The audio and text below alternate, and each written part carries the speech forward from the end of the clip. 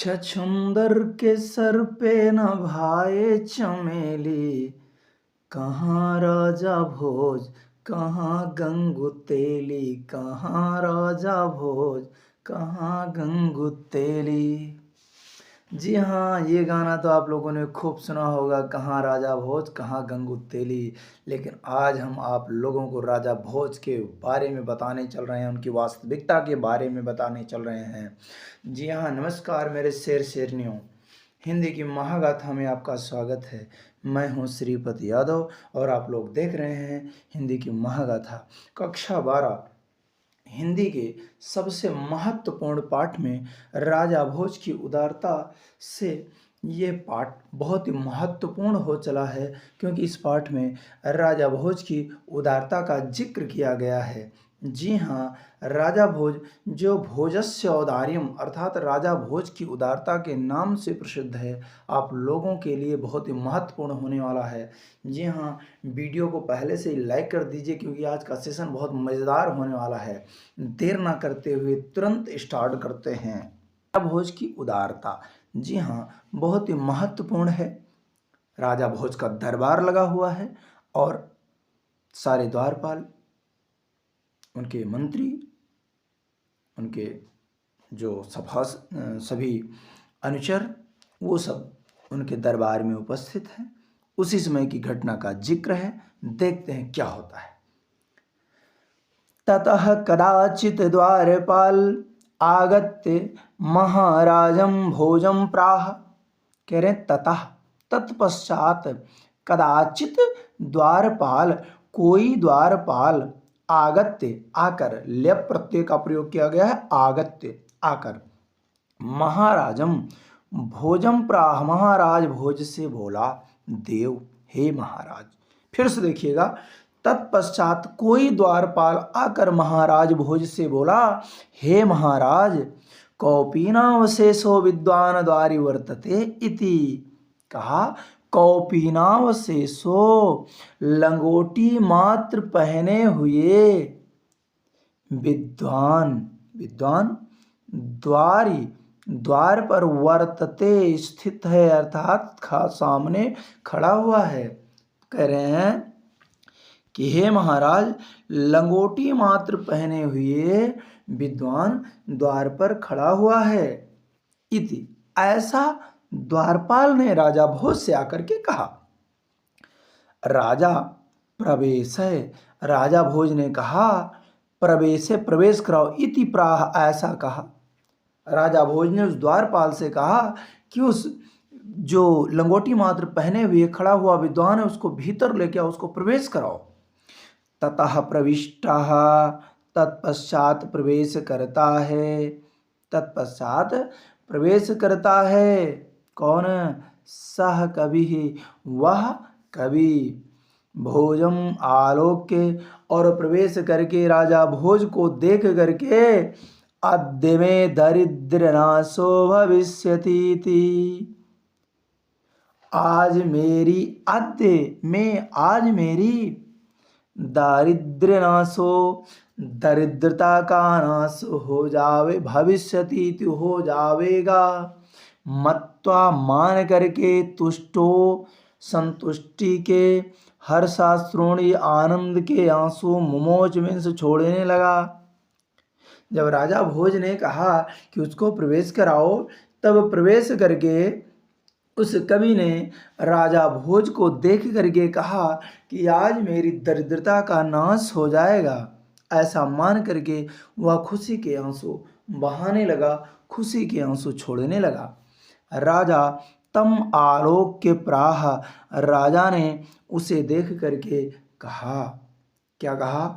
कवे, कहा हे कवि, किम रोदिसी इति, तुम क्यों रोते हो?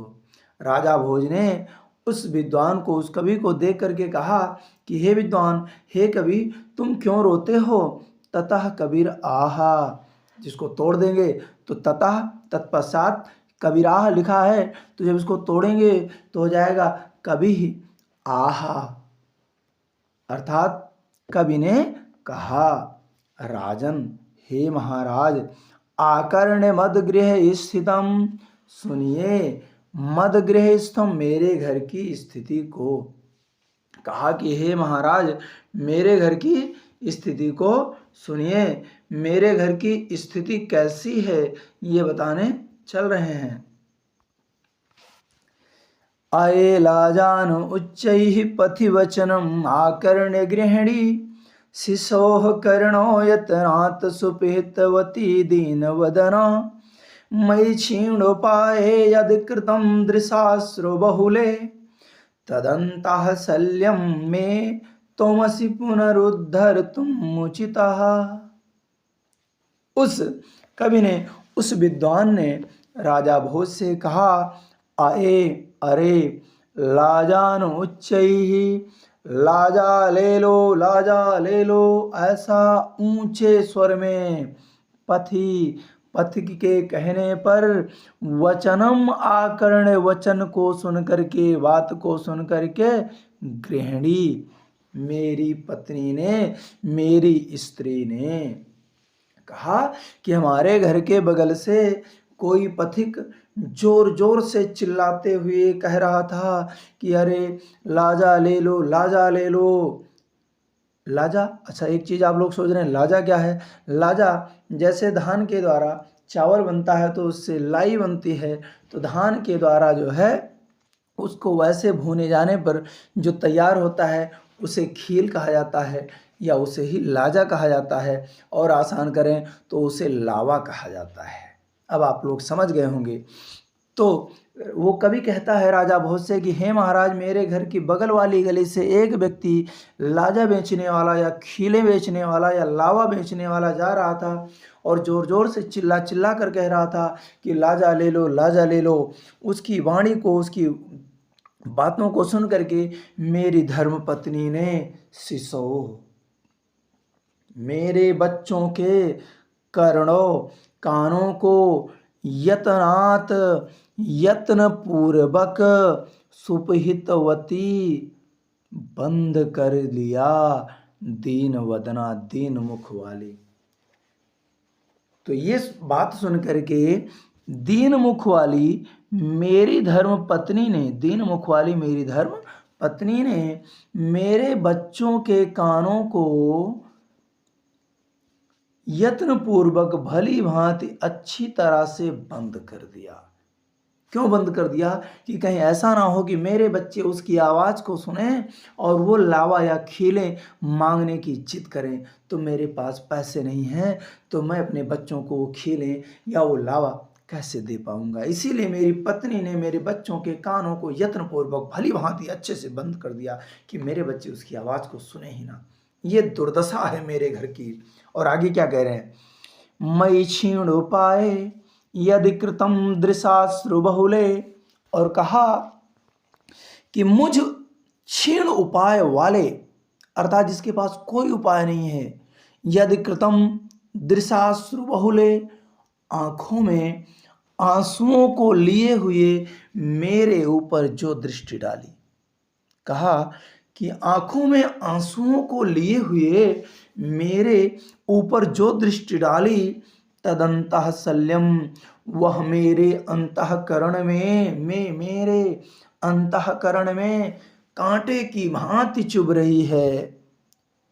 वह पीड़ा मुझे ऐसी प्रतीत हो रही है कि वो मेरे हृदय में उसकी वाणी कांटे की भांति चुभ रही है।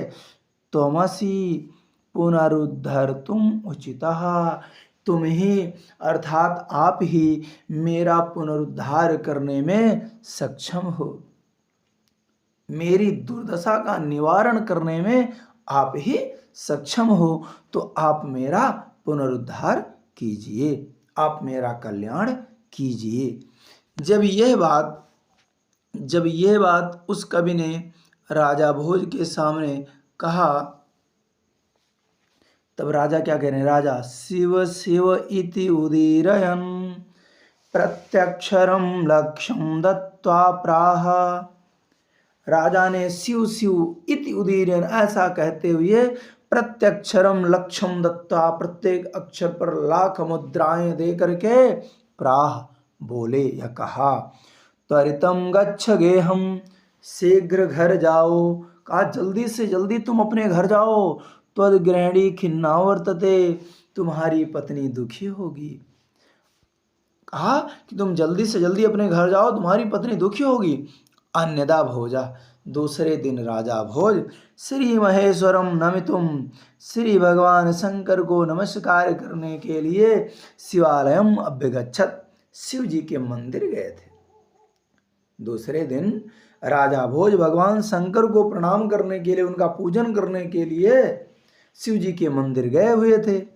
तदा को भी ब्राह्मण, तब वहाँ कोई ब्राह्मण राजानम शिव सानिध्यो प्राह, राजा से शिव सानिध्यो प्राह, शिव जी के सानिध्य में प्राह मीन्स बोला, देव, हे प्रभु, हे भगवान, हे महाराज। राजा भोज से शिव जी के सानिध्य में बोला। क्या बोला भाई, देखते हैं। कह रहा है कि अर्धम दानो वैरिणा गिरिजया अपि अर्धम शिवास्य आहृतम, देवेत्थम जगति तले पुरहरा भावे समुन्नमीलति, गंगा सागर अंबरम शशिकला नागाधिपाचमातरम, सर्वज्ञत्वम अधीश्वरम अगमत त्वाम माम तो भिक्षाटनम। वो ब्राह्मण राजा से शिव जी के सानिध्य में क्या कह रहा है, अर्धम, आधा, कह रहा है कि आधा भाग दानव वैरिणा, दानवों के शत्रु, दानवों के विष्णु ने ले लिया है, और आधा गिरजया अपि अर्धम, और गिरजया अपि, यण संधि का प्रयोग किया गया है कि गिरजया अपि अर्धम, गिरजा ने अर्थात उनकी पत्नी, किसकी, शिवस्य, शिव जी की पत्नी पार्वती जी ने आधा भाग आहृतम ले लिया है। कहा कि आधा भाग तो दानव वैरिणा, दानवों के दुश्मन भगवान विष्णु ने ले लिया है, और आधा भाग उनकी धर्म पत्नी पार्वती माता जी ने ले लिया है। तो इसलिए कह रहे हैं देवेत्थम जगती तले, हे देव, एत्थम इस समय, जगती तले इस पृथ्वी तल पर, पुरहरा भावे, पुरहरा भावे भगवान शंकर का भाव समुन्नमीलति हो गया है। ऐसा प्रतीत हो रहा है कि इस समय इस पृथ्वी पर भगवान शिव जी का अभाव हो गया है। तो गंगा सागर अंबरम शशिकला, तो इस कारण जब भगवान शिव जी इस पृथ्वी पर है ही नहीं, तो गंगा सागर में चली गई। फिर कह रहे अंबरम शशिकला, और जो चंद्रमा है वो अंबरम, आकाश में बहुत दूर चला गया है। नागाधिपाक्षमातलम, और जो उनके गले में लटकता हुआ नागराज है, उनके गले में लटकता हुआ जो नागराज है वह पाताल में चला गया है। तो सर्वज्ञत्वम, इस कारण से सर्वज्ञता, और अधीश्वरम, और अधीश्वरता अर्थात ईश्वरत्व, आगमत, आ गया है, पहुँच गया है, त्वाम, तुम्हारे अंदर में, माम तो, लेकिन मेरे अंदर में तो भिक्षाटनम, भिक्षाटन आ गया है। अर्थात मैं भिखारी आ गया, मैं भिखारी हो गया, और आप अमीर हो गए। आपके अंदर सर्वज्ञता आ गई, अधीश्वरता आ गई, ईश्वरत्व आ गया, और मैं भिखारी बन गया। अगर भगवान शिव इस पृथ्वी पर होते तो मैं भिखारी ना होता, मैं भी आपके जैसा अमीर होता। कितना जबरदस्त कहा उस विद्वान ब्राह्मण ने कि हे महाराज, भगवान शंकर का आधा भाग दानवों के शत्रु भगवान विष्णु ने ले लिया है, और आधा भाग उनकी पत्नी पार्वती मैया ने ले लिया है। इसलिए इस पृथ्वी तल पर भगवान शिव जी का अभाव हो गया है और इस कारण से गंगा सागर में चली गई हैं और चंद्रमा आकाश में चला गया है और उनके गले का जो लटकता हुआ सर्पराज है वह रसातल में अर्थात पाताल में चला गया है। इस कारण से सर्वज्ञता और ईश्वरत्व तुम्हारे अंदर में पहुंच गया है और मेरे पास केवल भिक्षाटन ही रह गया है, मैं भिखारी बन गया हूँ। अगर भगवान शंकर जी इस पृथ्वी पर होते तो मैं भिखारी ना होता। क्या कहा है उस ब्राह्मण ने, देखिए क्या असर हुआ इसका भाई, बहुत जबरदस्त कहा। राजा तुष्टः तस्मै प्रत्यक्षरम लक्ष्यम ददो। राजा ने संतुष्ट होकर के उस विद्वान ब्राह्मण को प्रत्यक्षरम लक्ष्यम ददो, प्रत्येक अक्षर पर लाख मुद्राएं दे करके उसको विदा किया। अन्यदा राजा समुपस्थितां सीतां प्राह। दूसरे दिन राजा भोज ने समुपस्थितां अपने पास में उपस्थित सीतां प्राह, सीता से कहा, देवी, हे देवी, प्रभातम वर्णय, प्रभात का वर्णन करो, सुबह का वर्णन करो। एक कन्फ्यूजन दूर कर देते हैं, ये सीता मर्यादा पुरुषोत्तम श्री रामचंद्र जी की पत्नी सीता जी नहीं है, ये एक कवयित्री हैं जो सीता के नाम से प्रसिद्ध हैं।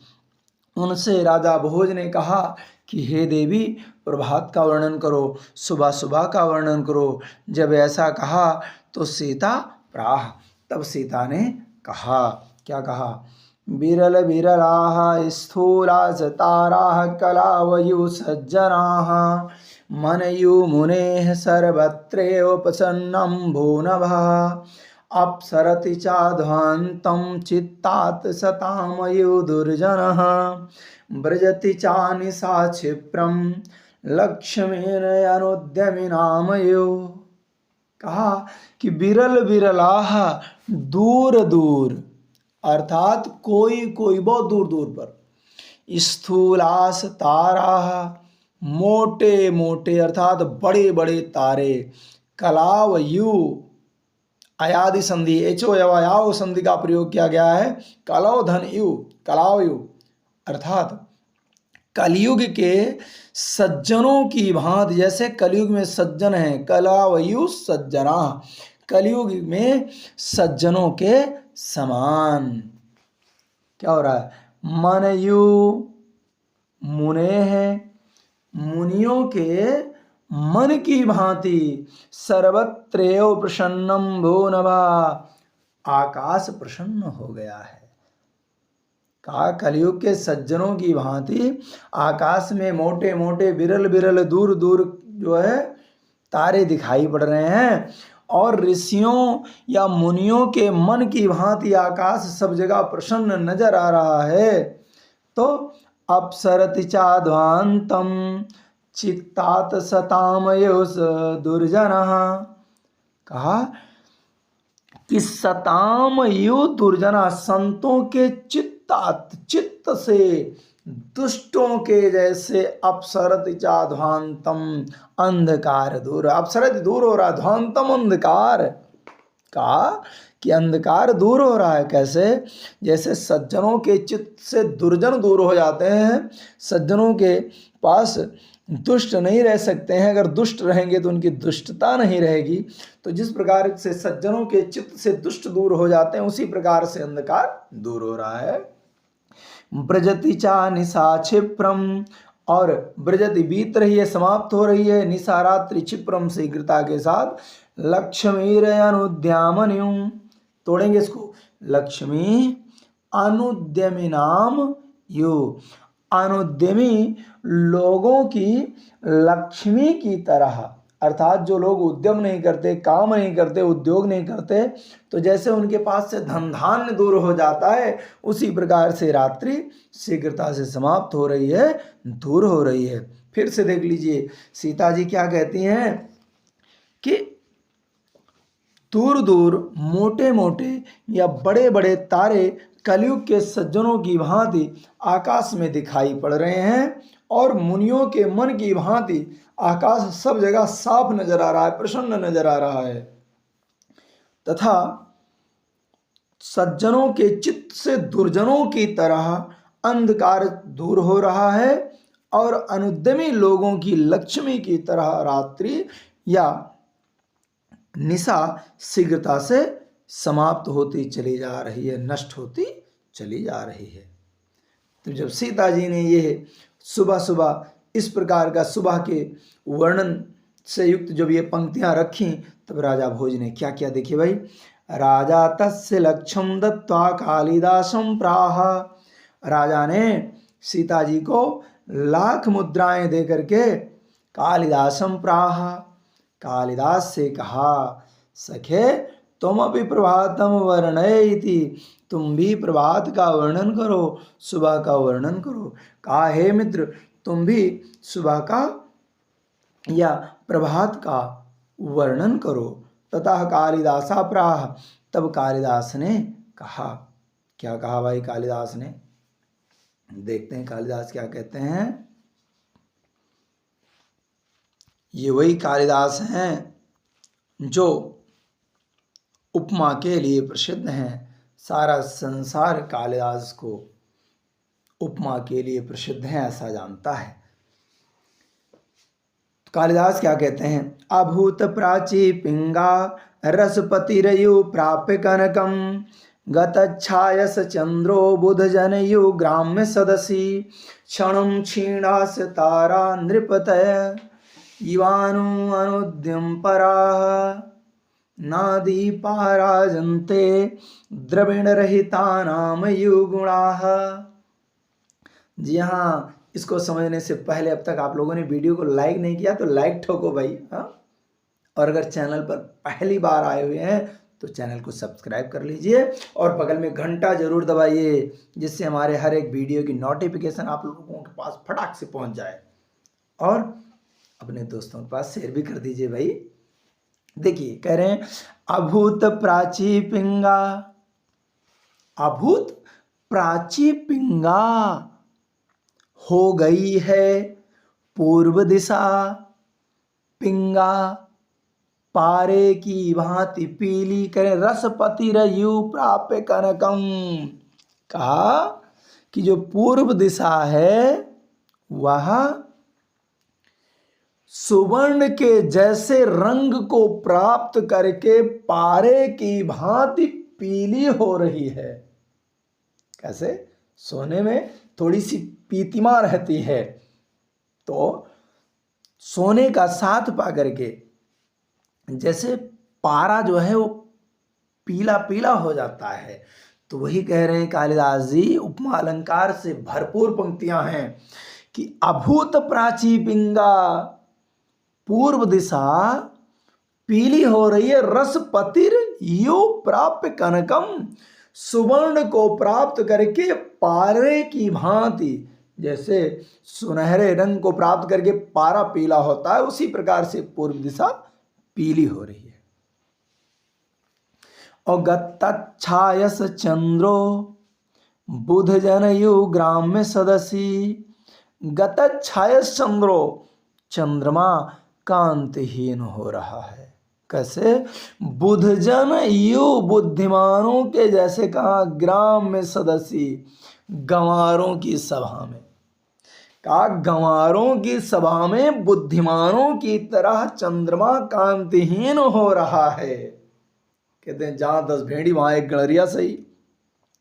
तो भाई जैसे सब गंवार हैं तो एक बुद्धिमान भी गंवार ही माना जाता है उस सभा में, उसी तरह से कालिदास जी कह रहे हैं कि चंद्रमा बुद्धिमानों, गंवारों की सभा में बुद्धिमानों की तरह कांतिहीन हो रहा है।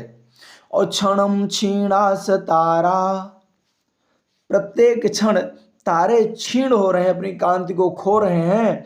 नृपतय इवानु अनुद्यम परा, कहा अनुद्यमी इवा अनुद्यम परा, अनुद्यमी राजाओं, नृपतया राजा, तो अनुद्यमी राजाओं की तरह प्रत्येक क्षण तारे क्षीण हो रहे हैं, अपनी कांति को, चमक दमक को खो रहे हैं। ना दीपा राजन्ते द्रविण रहितानाम युगुणाः। और दीपक प्रकाशित नहीं हो रहे, ना दीपा राजन्ते, दीपक प्रकाशित नहीं हो रहे हैं, नहीं चमक रहे हैं। द्रविण रहितानाम युगुणाः, द्रविण रहित अर्थात धन धान्य से रहित लोगों के गुणों की तरह दीपक प्रकाशित नहीं हो रहे हैं। पूरे के अर्थ को एक बार फिर से देख लीजिए कि कालिदास जी कहते हैं कि पूर्व दिशा सुवर्ण के रंग को प्राप्त करके पारे की भांति पीली हो रही है और गंवारों की सभा में बुद्धिमानों की तरह चंद्रमा कांतिहीन हो रहा है। अनुद्यमी राजाओं की तरह तारे प्रत्येक क्षण अपने प्रकाश को, अपनी कांति को खो रहे हैं और धनहीन लोगों के गुणों की तरह दीपक प्रकाशित नहीं हो रहे हैं। जैसे चाहे जिसके अंदर में चाहे जितना गुण हो, लेकिन वो गरीब हो तो उसके गुण की कोई कीमत नहीं करता है, कोई कोई ही करता है, सब लोग नहीं करते हैं। तो राजा अति तुष्टा तस्मै प्रत्यक्षरम लक्ष्यम ददो। राजा ने अत्यंत संतुष्ट होकर के कालिदास को प्रत्येक अक्षर पर लाख लाख मुद्राएं प्रदान कर दी। तो इस प्रकार से थे राजा भोज। राजा भोज की दानशीलता को आप लोगों ने विधिवत देख लिया है, और आप लोग एक बार दो बार जितनी बार समझ में ना आए उतनी बार आप लोग इसको पलट करके देख सकते हैं और अपनी तैयारी को मजबूत बना सकते हैं। मिलते हैं अगले वीडियो में, तब तक के लिए नमस्कार। जय हिंद, जय हिंदी।